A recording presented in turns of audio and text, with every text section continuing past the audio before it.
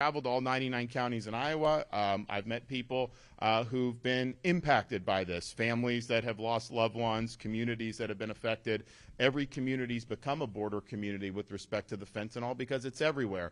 So you got to treat them as the foreign terrorist organizations that they are. I don't want to see a situation. I mean, parents now, they have a kid in college or something, they think like, well, they may take something at some party not knowing what it is. If it's laced with fentanyl, that could be a fatal poisoning and a death right there. So we cannot just sit there and shrug our shoulders anymore, which is what the people in D.C. do. So we will hold them accountable. We'll authorize the use of military force, and we're going to end the fentanyl problem in this country once and for all.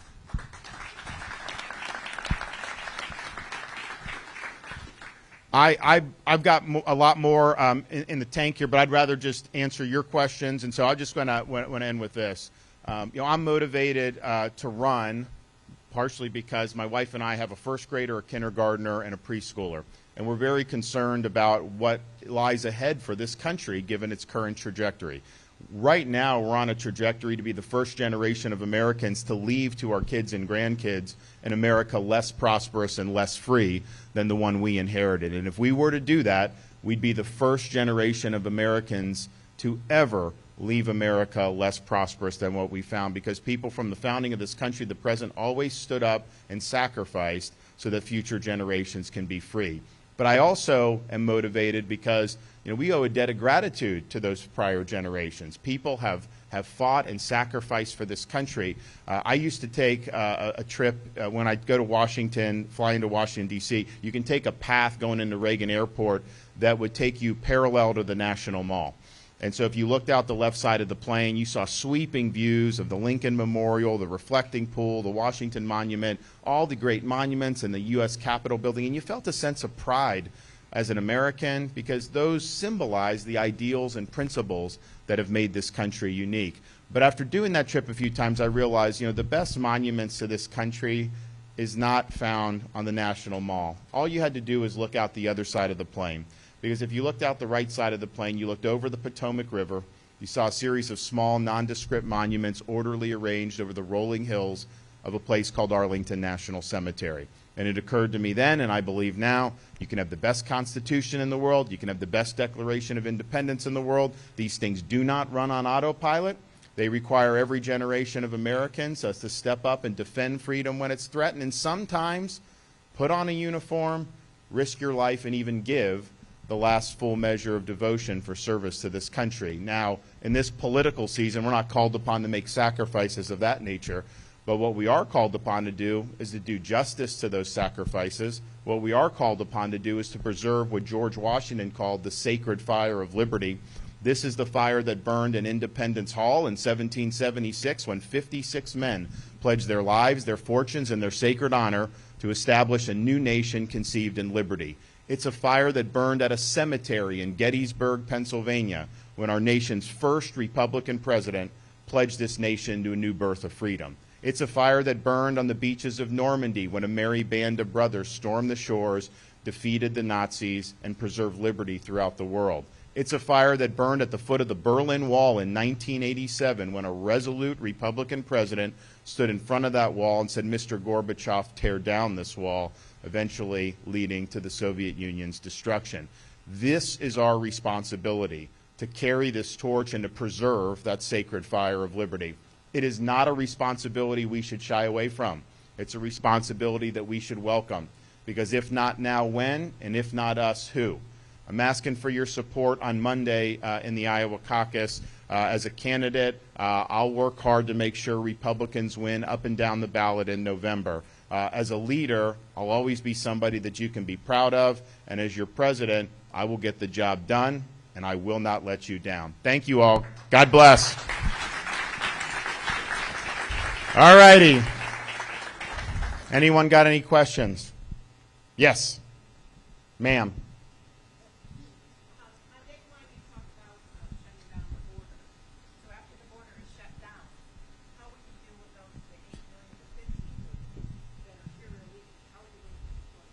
We are going to deport them, and you use all the assets that you have. Part of that is those assets are not being deployed to do that right now. They're being deployed basically to process more illegals coming into the country. So we will have more resources once we stop the illegals coming into the country. Another thing you have to do is crack down on states that are sanctuary states and then there are sanctuary cities. I mean, it's ridiculous that they will not cooperate with federal immigration enforcement. I mean, even in the extreme cases, so I did this debate against the governor of California a couple months ago, Gavin Newsom. I researched some of that because they're a sanctuary state. Places like LA are sanctuary cities. You know, they had a guy in jail in LA, multiple deportations, huge criminal record. ICE had a detainer to take him so that he could be deported. The LA refused to work with the federal government, so they just released him, not honoring the detainer. What did he do? He killed a mother of a 3-year-old child. And it's like, you know, this is enough. So we're going to use all levers, all resources to be able to do it. But I think if we don't do it, then this problem is going to continue to persist year after year after year. So removing the incentives, I think, complements having the interior enforcement. But we're going to do it. Yes. Governor DeSantis, Governor Reynolds, thanks for braving the blizzard this morning. It's something. So I've heard you just talk about immigration, which I greatly appreciate.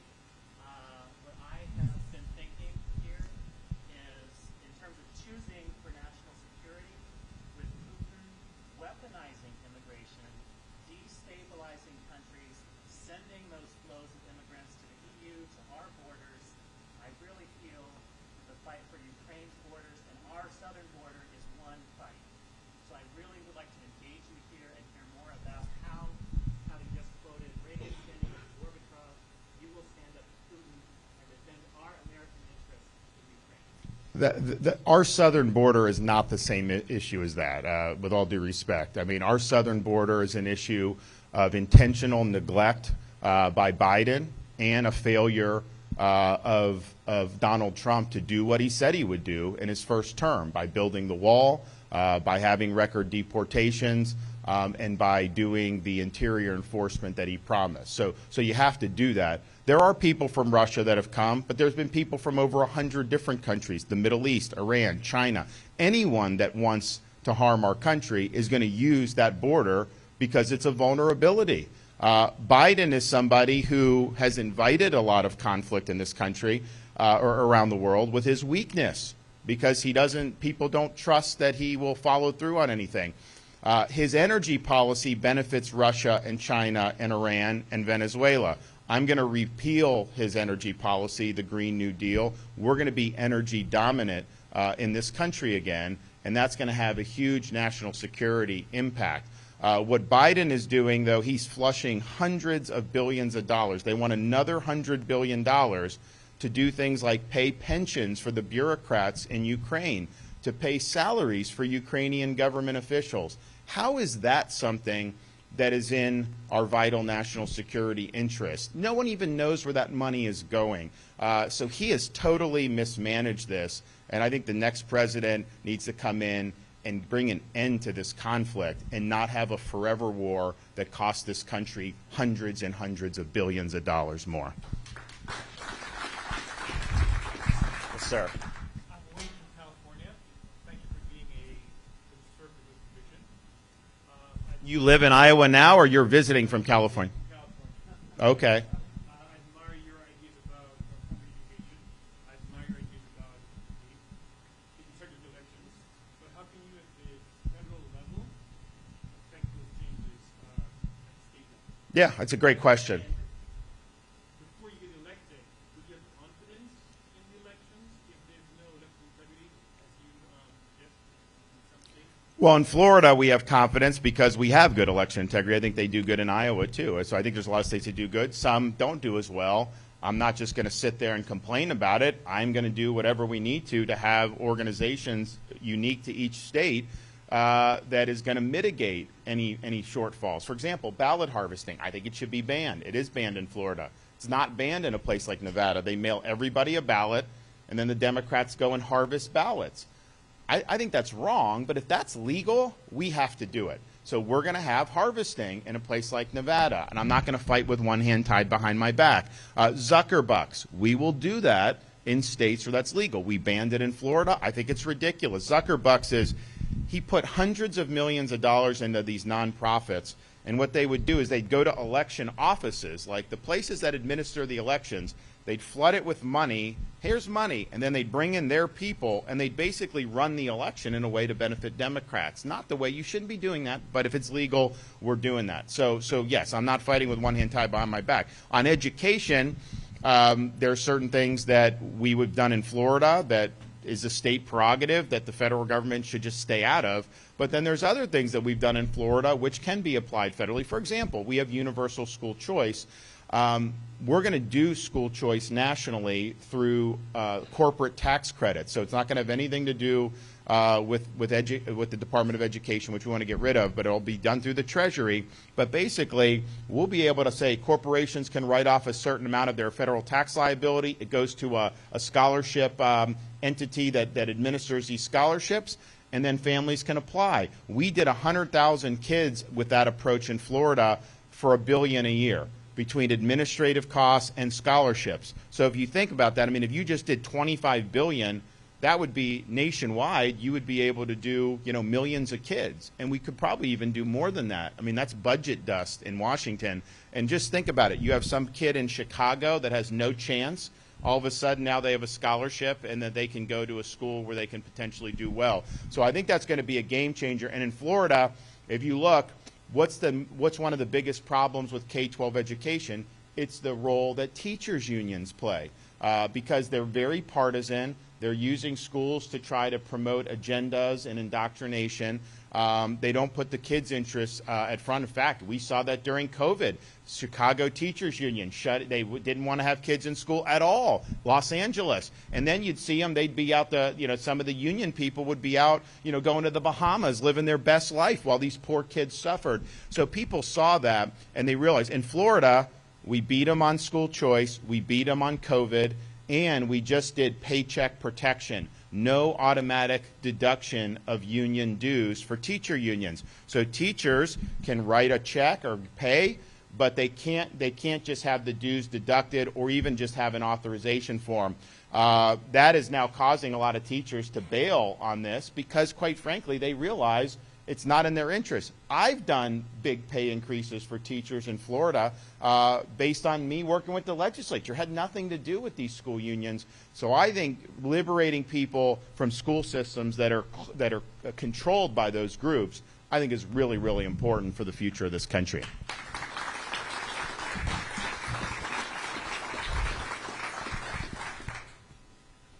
Thank you so much for being here, Dr. DeSantis.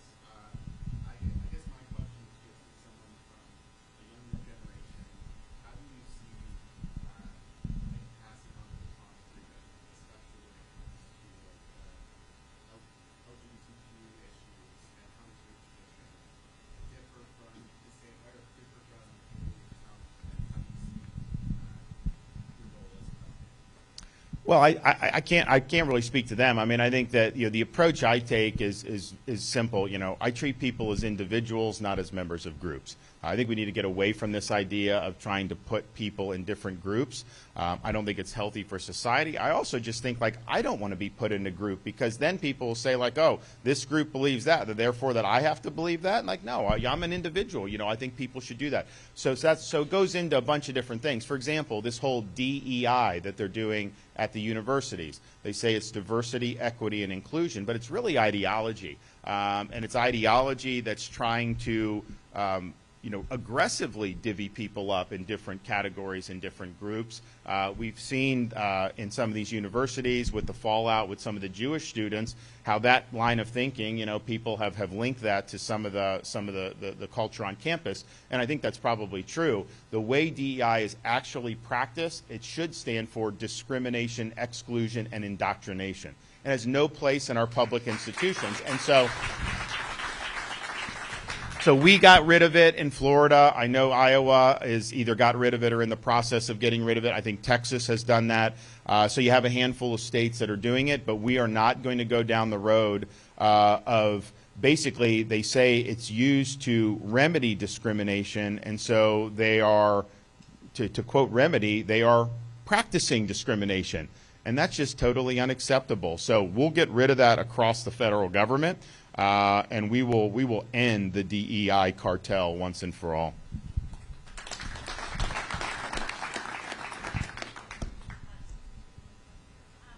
that I've been thinking a lot about is I feel like on the other side, they kind of voice this idea that if we don't have a whole bunch of government going into rescue inner cities, rescuing people in poverty, that we just don't care about the issue. My answer is, of course we care. We just don't think the government is the solution to every single problem. But saying that, it doesn't mean that there's nothing that can be done. So my question is, when you're looking at, these struggling inner city or low income neighborhoods and communities, what is the role, especially at the federal level, rather than just saying there's nothing?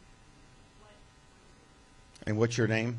Just Thank you, Jessica. No, look, I think that's I think you put it perfectly.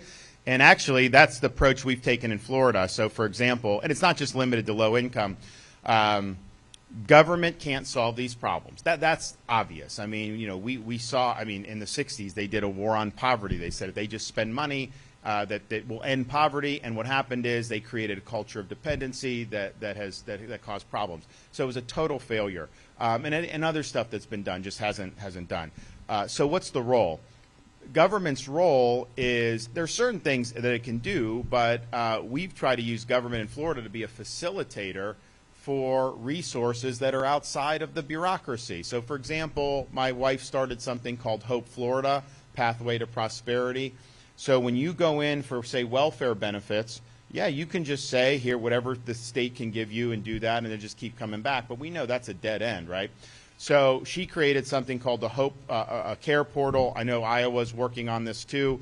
So we've invited churches, we've invited charities and nonprofits, we've invited businesses, we've invited even individual volunteers to be plugged into this portal.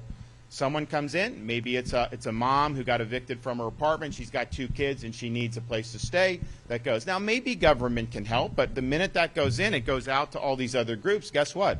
The churches spring into action. Maybe an individual just springs into action and do. So government is serving as a way to connect people to a lot of resources that are in our society, because people want to help their fellow citizen, but when people need the help, a lot of times they don't know where to turn. So we're going to do this, for example, the federal government, we're going to do it with veterans issues. The VA, I'm the only veteran that's running for president, and so I remember leaving active duty, getting a stack of papers about veterans benefit, and I didn't need anything, but I didn't understand what was in. It was bureaucracy, and it's a terrible bureaucracy. So people go into the VA, maybe they'll get help. A lot of times they don't. We'll have a portal where we'll have these veterans groups plugged in. We'll have charities, we'll have churches, we'll have businesses, we'll have individuals. And it could just be something, a veteran has post-traumatic stress that goes out. Maybe it's just one individual that gets out and says, you know what, that person lives, in the neighborhood next to me. Shows up, hey, I just want to make sure you're okay. Can I take you out to get lunch? Just doing that may avert a suicide. And then you have something where we have groups that train service dogs to be paired with veterans with post-traumatic stress. And it mitigates the symptoms, and the suicide rate goes down dramatically. And then there's so much in the private sector of people that want to help veterans in particular. So that, I think, is the role, is really being a conduit to some of these things. But if it's just a bureaucracy going in, that is not going to change the trajectory of any of these communities. Sir. Good morning. As a native Floridian, I can tell you that I've lived in Iowa 28 years, and that's the advice I got from my wife is put your coat on before you put it on. Okay. So my question is simply, I don't think the average citizen knows the challenge that the administrative state at the federal level has on the impact that it has on their life. I look at it from the perspective of the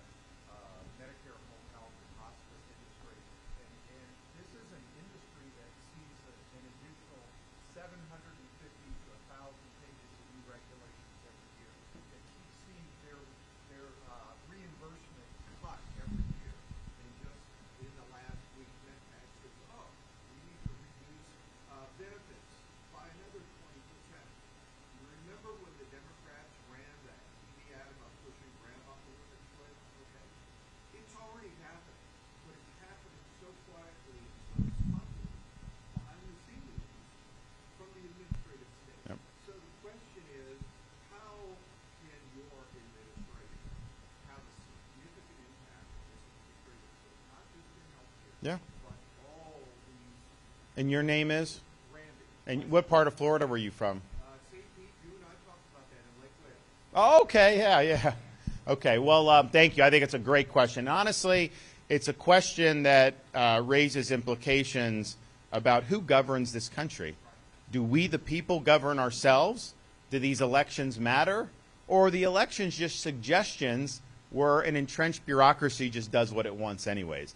And I think the policies that are implemented by the bureaucracy oftentimes are very destructive policies. I mean, for example, in Iowa, they were fighting the waters of the United States. What, you have a puddle on your farm, someone can come in on the EPA and you're subject to federal jurisdiction? It's ridiculous. That's not what the people have ever enacted through Congress. It's bureaucrats run amok. These are nameless, faceless bureaucrats who nobody in this room has ever voted for or will ever be able to vote out of office. And so it's a massive amount of power that's basically been transferred from we the people to this effectively fourth branch of government. How do you deal with it? Well, one, you need a president that understands the problem.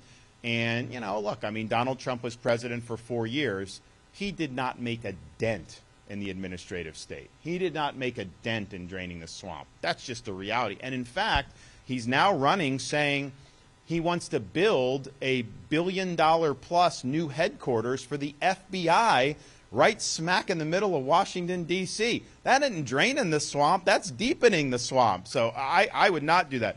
So I think you got to be focused, you got to be disciplined, and you got to understand this power is accumulated over many decades. They are not just going to give it up willingly. So you have levers of power at your disposal, and you got to pull those levers in a way that are methodical and strategic. For example, we tried to get Trump to do this, and he didn't do it until he tried to do it at the very end, but it was too late.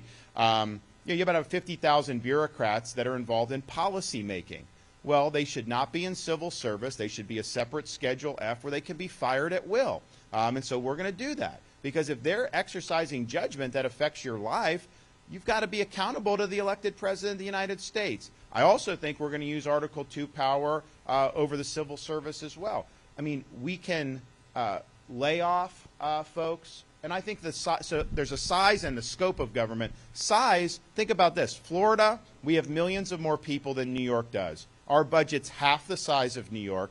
We have the lowest per capita state employees in the country, lowest cost per state employee in the country per capita. And yet, when people move to Florida from New York, they tell them, oh my gosh, your infrastructure's better, your schools, all their services. So we're doing it at like half the footprint. So much of the bureaucracy is just bloat that you can reduce, and you wouldn't miss a beat on actually doing the core things government needs to do. But then you also have the scope of government, which is them getting involved in all these other things. And some of that is like the weaponization that we've seen. You got to be willing to fire people.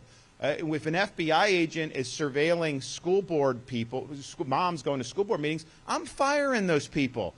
You fire the director when they're working with big tech to censor dissent. Clean house. You have to hold these agencies accountable when they exceed the scope of their lawful authorities. And so we're going to do that. But part of the reason the administrative state rears its head is because the Congress doesn't use the power of the purse to discipline it. They do continuing resolutions and omnibus bills. That's government on autopilot. That is not doing anything to really do. Like in Florida, for example, and I'm sure Iowa reacts quickly too to these things. We had an agency that was involved with combating domestic violence. So there was a nonprofit that they had basically contracted out to run it. And this had been a legacy for decades in Florida. I came in my first or second year as governor. We started getting reports that they were mismanaging the funds, lining the pockets of the directors, all this stuff. That news broke, took like 2 days to verify the reports. The next week, the legislature came in and zeroed them out, like done, right off the bat. That's how Congress is supposed to act. They're supposed to be very, very concerned about how the government's using its powers. And instead, what do these guys do? They'll go in a committee hearing and they'll complain. They'll go on cable news and they'll complain. They'll send fundraising emails and say, you need to support them so they can fight back. And do they ever actually do anything to change? No, they don't. Because they're scared. They're scared of having a government shutdown. They're scared of the media attacking. They're scared of all this. So Congress has been pretty much useless with respect to this issue. I'm going to really goad them to do more. because ultimately we're going to be able to do a lot from the executive, but depriving the bureaucracy of the funding when it's doing things that are contrary to our freedoms is very, very important. The Founding Fathers created 3 branches of government. We have a de facto 4th branch. I think the task of the next president, and it will take 2 terms to do this, is to have that 4th branch disciplined, constitutionally accountable, so it's now part of the executive branch again, and your votes for president mean that how the government operates will meaningfully change depending on who's in the Oval Office, and that's what they intended. What's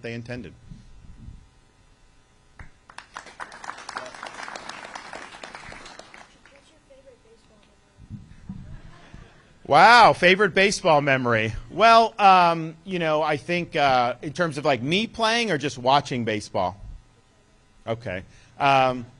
So my favorite memory of watching baseball was probably when I was in college. You know, one of my buddies was that I'd played with growing up. His dad was the manager of the Red Sox, so I got to go to some games. So I was at a game in Yankee Stadium. I think it was '99 or 2000, somewhere around there. '98, '99, 2000. Pedro Martinez against the Yankees. He struck out 17, 1 hit. A solo home run by Chili Davis. That was the only, he would have had a perfect game if not for that. Just absolutely lights out. That was kind of a pitcher at his prime and a Hall of Fame pitcher at his prime. So that was something, you know, that was really, really meaningful for us. In terms of, you know, things that I've done, I mean, you know, I played all the way through college. You know, you have some good memories and some failures. But I would say probably, you know, back in Little League, we went to the Little League World Series in Williamsport, Pennsylvania, and it's just something there were only 4 American teams that would make it. It's a very difficult to get there. But you go there, and it's like a stadium for Little League baseball. Like it's like, I mean, it was like the Shangri-La for Little League. You go in, and it's just like, I mean, it was immaculate, and it was like, wow, you know, we're here kind of making the big time. And I think at a young age, it made, you know, a big impression. Now, you know, as you get older, to me, like some of that stuff, you know, isn't necessarily like I'm more interested in like just being with my kids or something like that than necessarily. But at the time, it was really, really, really significant. So we had that, and that was something that you always remember. And people, so when I was there, we played, you know, you played 3 games. I pitched the second game, and people have dug up the stats somehow of that game, and they were like, you know, he struck out 12 people, he got 4 hits, including a home run and 7 RBI. So I did hit a home run on that Howard Lamity Stadium, the Little League Taj Mahal. So.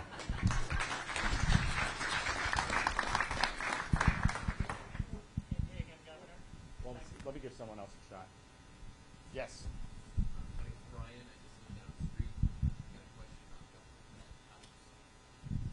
Well, that's a great question.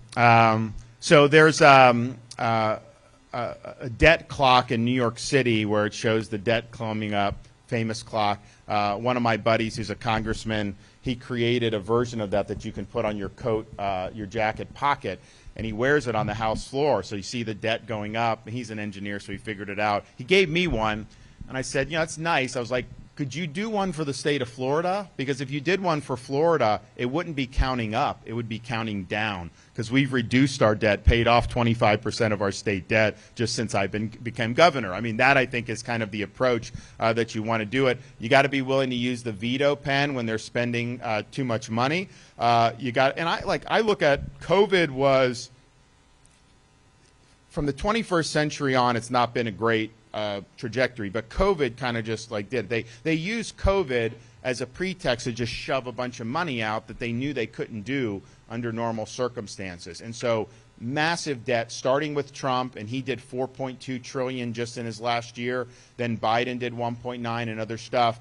But what they've done is they basically just kept those levels of spending where those were never justified to begin with. And so you have to go back to where we were before that and then freeze that in place for the non-defense. I mean, I think that would save hundreds of billions of dollars. I think you have to do that. The other thing is I think you need structural reform. Part of the reason Florida, we've been able to pay down the debt is I have a balanced budget requirement in the state constitution. So you go in, there's not even a question about running a debt, like you have to balance the budget. The other thing is I have a line item veto. They put a budget on my desk. I can veto individual items out. I vetoed 3% of the budget one year, $3.3 billion.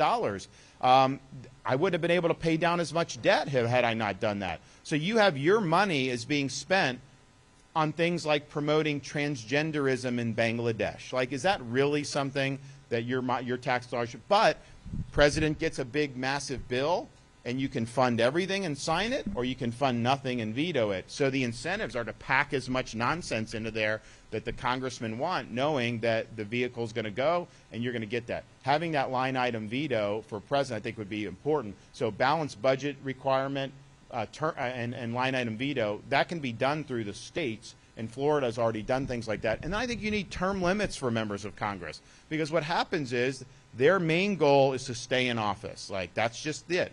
Well, if that's your goal and you're trying to deal with fiscal, borrowing is the best way to stay in office, because if they reduce spending, there are constituencies for the programs. Some people may get mad at you. Obviously, if you raise people taxes, they're going to get really mad at you. So they're always going to want to just do that. If you're term limited, I think, and I've seen this in Florida, people are thinking, okay, I'm here for 3 terms or whatever. I want to have something to show for it. I want to leave a legacy. I know I'm not going to be here for the next 20, 30 years. So I think they're willing to make better decisions. I think in Florida it's shown having term limits has been a big benefit. So I think there are things in the long term. The incentives in Washington are hot-wired to produce the results we have right now. And I can sit there and tell you I'll offer better leadership, and I will, and it will make a difference. But is that going to be enough for 30 years, 40 years down the road? I think we got to have some structural change so that we're changing the incentives of how Washington operates.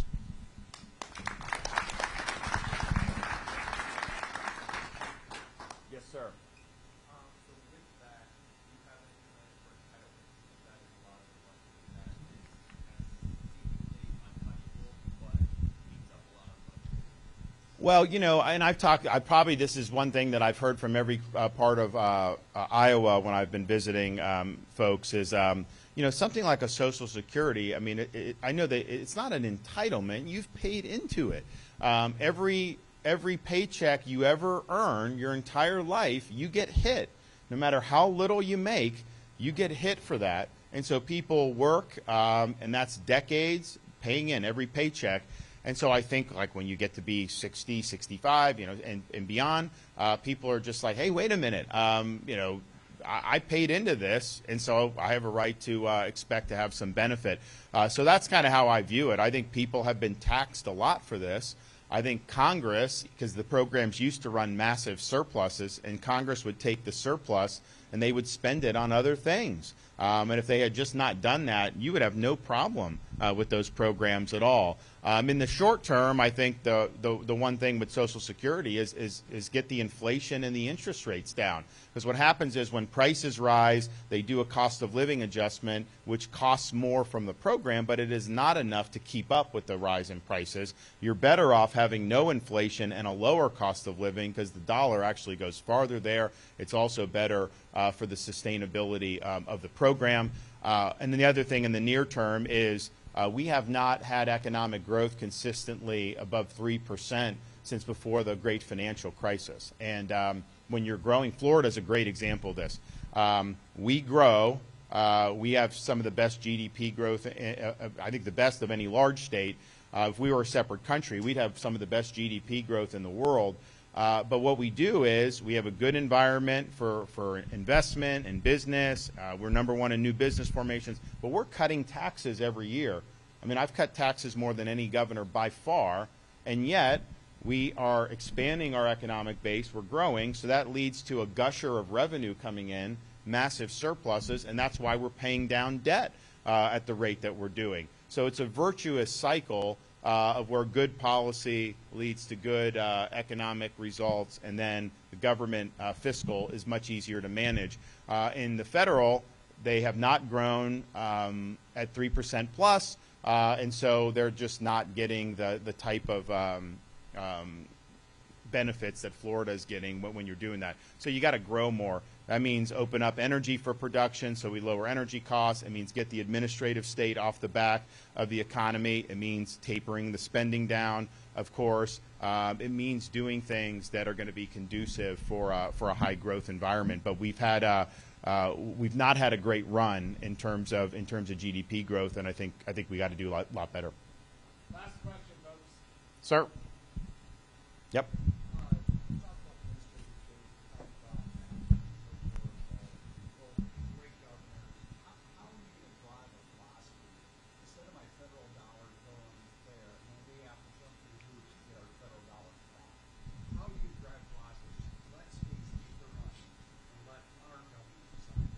Yeah, look, I think there's a lot of areas you do that. I mean, transportation and infrastructure, for example.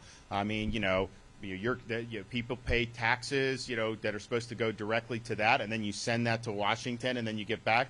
Leave that here in Iowa and let them administer that. The money would go way further, and I think it would be more intelligently applied. So I'm definitely supportive of that. Ways to devolve power out of Washington, I'm going to be favorable for that. I mean, I just think that that's the nature of it. Now, that'll mean that, California may spend it in ways that I don't necessarily agree with, but I think ultimately voters get what they ask for in that regard, and so I'd much rather have power out of Washington. I think it makes more sense. And so there's a number of different, I think, areas where we could do that, and I think it'll be really, really effective. Hopefully we have, with me as the nominee, I view politics, it's just a team effort. It's not just about you. We'll work very hard in these Senate races and in the congressional races because we need to increase the majority in the House, and we need to win 5 or 6 Senate seats, which is doable. Not doable based on the performance of 2022. I mean, part of the reason I'm running is because I looked around the country after the election of 22. We were supposed to have a big red wave, and there may have been one here because of Kim, and there may have been one in Florida, but that was few and far between across the country. And we were in a situation where we had the best conditions to run in that we've probably ever had in 40 years. Unpopular Democrat president, inflation raging out of control, high energy prices, open border, crime in the inner cities, international turmoil, and it's like any Republican with a pulse should have been elected in that environment. And yet, the Democrats ran a playbook focusing on the past, focusing on the former president, focusing on these things, and that really, caused us to come up far short. We should have won 240, 245 House seats. Instead, we barely had the majority. And a lot of that is because New York and Florida each added 4 seats. The rest of the country, just didn't do what it wanted to do. We obviously have to do better there, and it is a team effort. And you don't want to have a presidency which is just limited to doing executive orders. First of all, you're limited in what you can do with executive orders. But then, second of all, the next president comes in, just like when Biden came in, he reversed everything Trump did on day one, up in smoke. You got to get stuff through Congress so it has staying power, because once you do it, it's much harder to undo. An executive order can be undone usually at the stroke of the pen. Now, you have a 2-term president, which I think we need. That stuff does take hold over an 8-year period in ways that does make it harder for a subsequent, even on an executive order basis. But still, you got to get it through the Congress. And so we're going to be doing that. And I think we have great opportunities across this country to be able to get that done. And I would just say, in terms of, you look at the different stuff with, with how a general election would work out. Everyone who's running has an election track record, right? Donald Trump, Haley, me. And I've always overperformed whatever polls said. My election last time was the best victory any Republicans ever had in the history of governor's races in the entire state of Florida. We were winning urban areas, we were winning suburban areas, we were winning all different categories. That's showing you that it can be done. People weren't predicting that we would do that. The pundits, they were, in their own world, but we knew what we were doing, and we were able to deliver. My fear with the former president is there's just so many people that are dug in against him that even if they agree with us on policy, they're just not going there. They have that.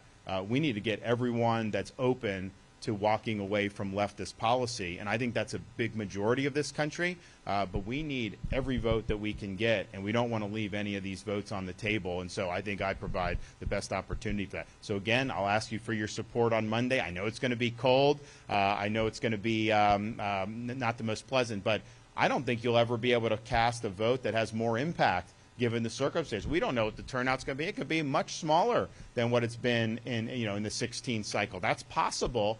So if you're going out and you're bringing 4 or 5 different friends with you or family members, that is going to pack a punch in a way that voting in a general election just simply would not at that level.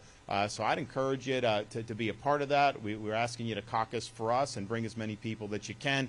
One thing I can say is that in Florida, I'll have people come up to me who didn't support me in the primary for governor in 18, and they'll say, "Yeah, I got that one wrong. You've done a great job. I'm glad you won the primary." Or people that did vote for me in the primary would say, "I liked you. I knew you would do a good job, but you've done so much better than anything I could have imagined." Don't we want somebody that will over deliver rather than under deliver for a change? Thank you all. God bless.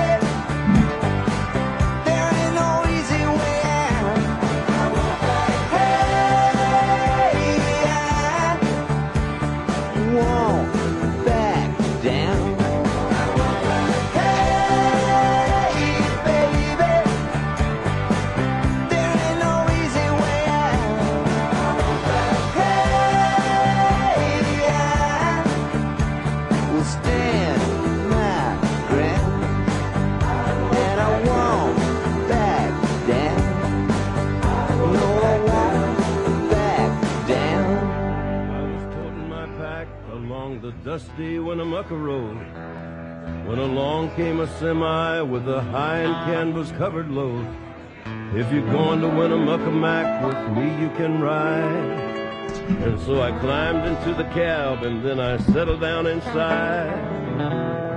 He asked me if I'd seen a road with so much dust and sand, and I said, "Listen, I've traveled every road in this here land. I've been everywhere, man. I've been everywhere, man. Across the deserts bare, man. I breathe the mountain air, man. Of travel I've had my share, man. I've been everywhere.